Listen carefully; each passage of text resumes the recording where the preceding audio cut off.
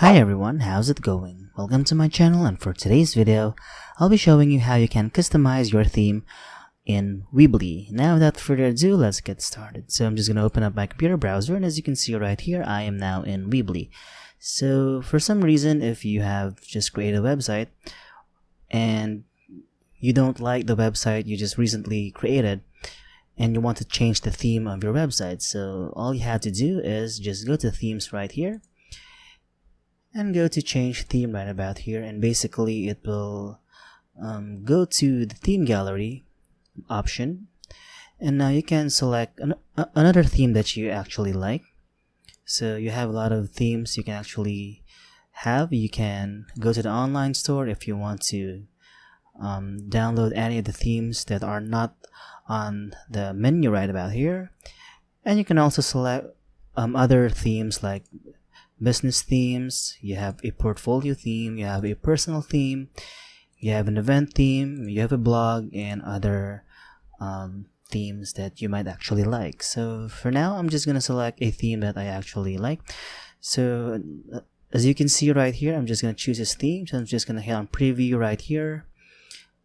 So this is in order for us to give a preview on what we have actually chose.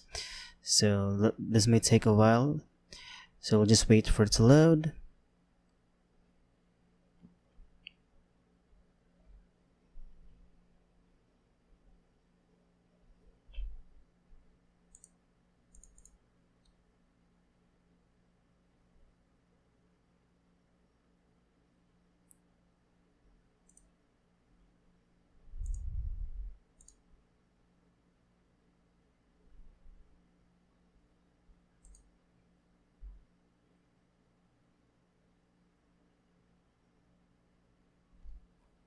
So as you can see right here, this is already a theme that we have recently chose to replace our original theme that we have created. So once you have done that, you can now actually do everything that you want. You can choose an individual element. So if you want to add a title, just simply click on the title and drag it somewhere in the screen that you want to.